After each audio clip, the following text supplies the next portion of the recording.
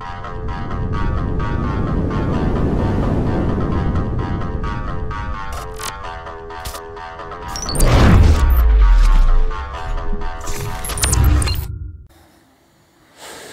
everybody. Thanks for having me, Virtuality. My name is David Ripert. Et comme je suis français, je vais juste faire un sondage très rapide pour voir si je parle en français ou en anglais. Qu'est-ce que vous préférez? En anglais? Levez les mains. Anglais, j'ai entendu?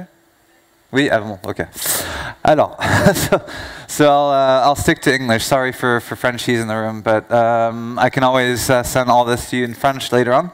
So my name is David. I'm the CEO of Poplar, and we are a platform that provides AR campaigns on demand to top brands around the world. Even though I'm French, I'm based in London.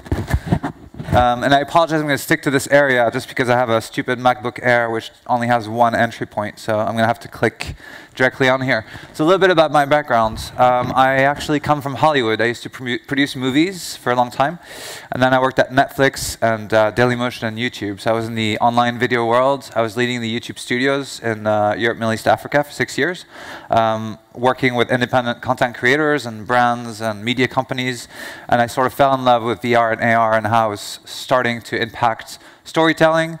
And I really believed it was going to supersede video as an advertising and marketing format. And so that's why I launched Poplar with my co-founder about 1.5 years ago. And we received funding from various VCs, building a platform that allows brands to create augmented reality experiences for marketing and advertising quite cheaply. So compared to the 100,000 plus that agencies have been charging in the past, we actually charge 3,000 to 5,000. And also, it only takes 2 to 3 weeks to produce campaigns versus months and months for bigger agencies. And the way that we do that is that we engage with a community of 1,000 AR creators from around the world. The way we work is that people can submit briefs on our platform under NDA, and then they'll get concepts from our creator community. They can select, the brand can select the concept they like the most and put that into production. And they'll get published directly to our platform, notify our community, and then the brand can work with whoever they prefer. So we've been working for 1.5 years with top brands from music labels to fashion luxury brands, entertainment companies, gaming companies, food and beverage, consumer goods. And we are partners of a lot of platforms out there, including Facebook, Snapchat, Instagram, Google. And we work closely with big agencies as well. I don't want to talk about Poplar anymore. I really just want to talk about some examples.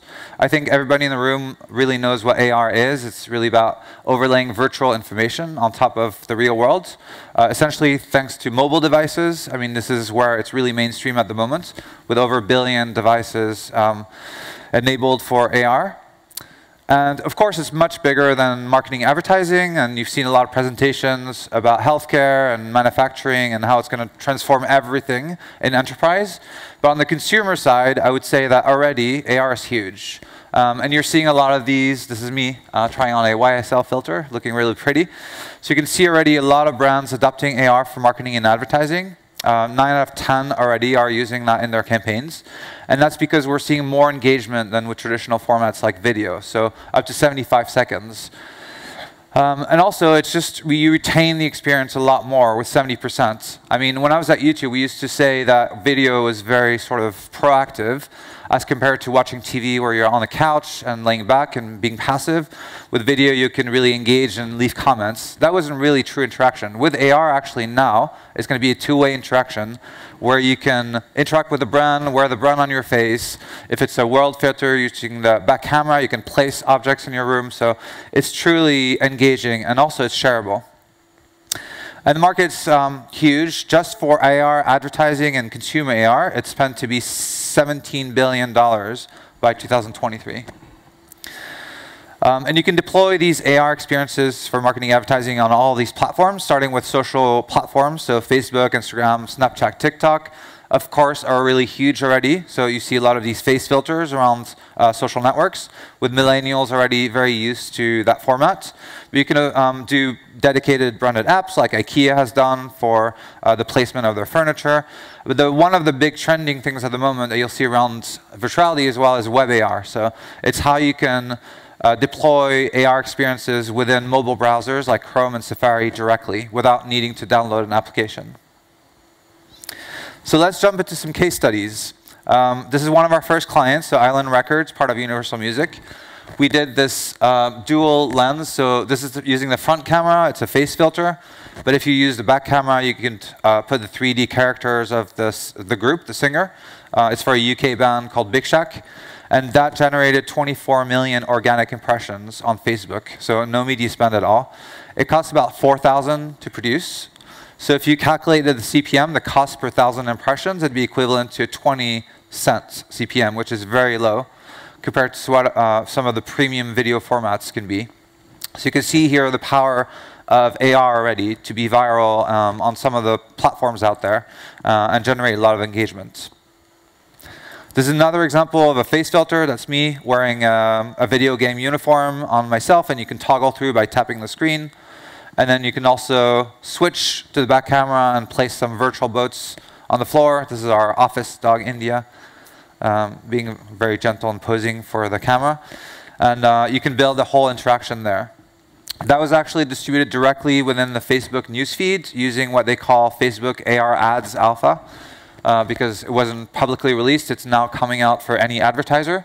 So the user journey can be quite complex sometimes. Most of the people use stories in social media, but you can also push these AR formats directly in the newsfeed now by spending a bit of media.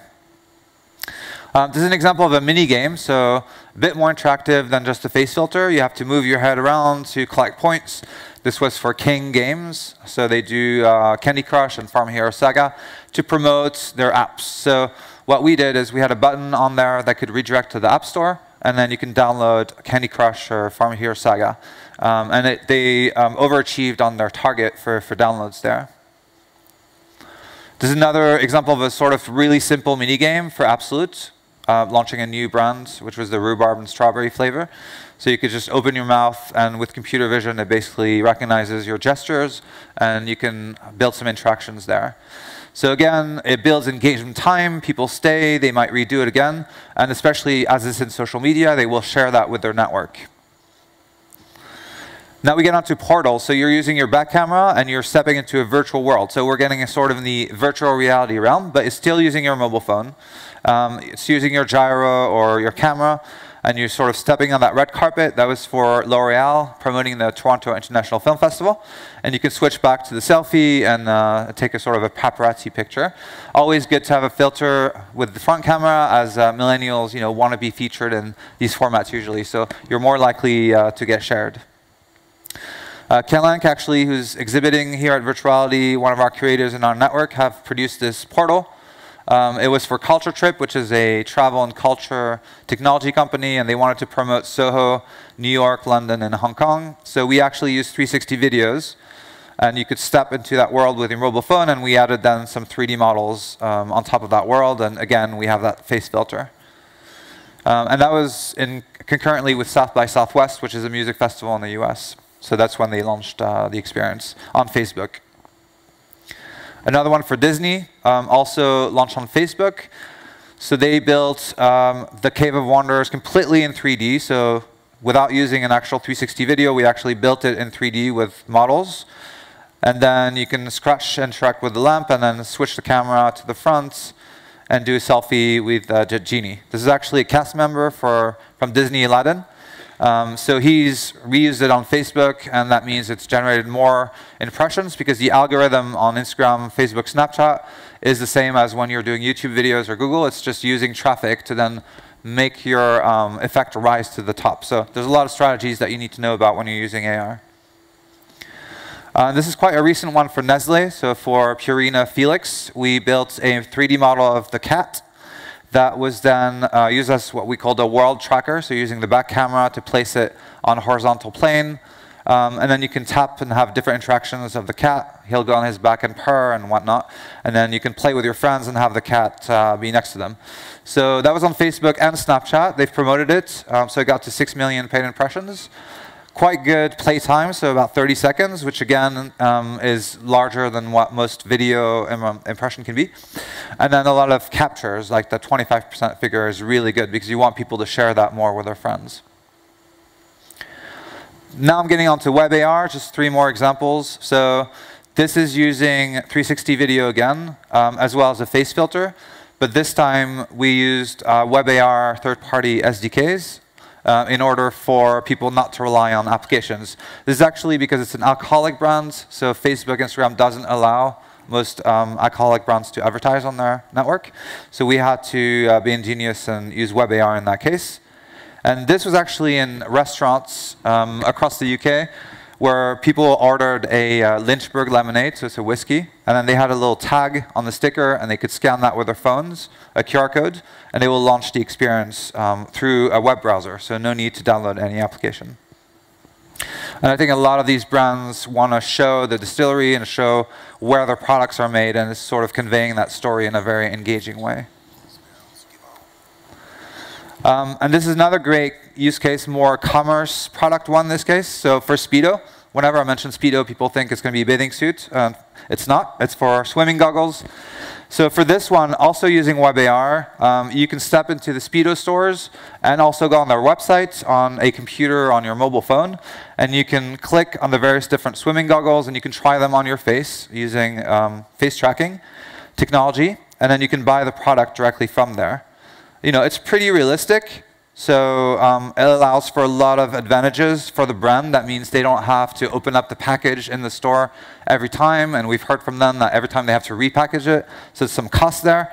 And also the behavior of consumers now, 50% of them are expecting to use technology when they're shopping. And a lot of consumers are now researching products way before they want to travel and go to the store. So for them, it's a great way to lead into sales and even convert into sales. So we saw that 11 times, an 11 times increase in sales there. And then the last example for WebAR I wanted to show is a bit similar, but this time with the back camera. So using wall tracking, we could deploy furniture pieces. You know, for IKEA, you have to download the IKEA app. For this one, you didn't need to. All you had to do was go to the link on the web browser, and then you can place the couch. You can produce animations where it opens and closes, and you can even build a customer management system so that you can keep uploading new 3D models over time and keep enriching your experience. That was actually using Eighth Wall, which is quite a well-known SDK for WebAR. So I went pretty fast here. I wanted to make sure I left some time for questions.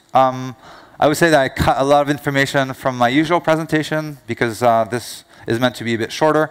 There are a lot of things to consider. I think the main thing that people don't necessarily know about is the advantage and disadvantage of each of these platforms that you can deploy AR for marketing and advertising. So for example, social media, the plus, of course, is that it's very discoverable and shareable by consumers to their network. The limitation is that you don't get a lot of rich analytics in the back end, so a lot of brands want to get these analytics. With most social media platforms like Facebook, Instagram, and Snapchat, you'll get number of impressions, so how many times it's been viewed as an effect. You get number of shares and number of captures, so how many people have taken a photo or video with the AR effect on them, and then how many people have shared that with their friends. And that's about it. If you use WebAR, you can then use Google Analytics on the back end. So you can do a lot of stuff there. You can see the source of traffic. You can see the engagement times, how much time people stay on the effect, and when they decide to share or not. You can see some of the demographic, countries they're from and whatnot. So a lot of advantages with WebAR. However, with WebAR, you can only take a photo. You can't really film a video. Sometimes you have compatibility issues with the browsers. It's getting better now, thanks to Apple and Google and some of the changes in hardware. But the fragmentation of so many devices out there, of so many operating systems out there, sometimes if Facebook makes a change to their AR production studio, which is called Spark AR, it might affect your work. And you want to make sure the customer has the latest update on their app, which of course is very hard. You can't go and to your consumers all the time say, please make sure to update to the last version of Facebook. So a lot of challenges with this fragmented market.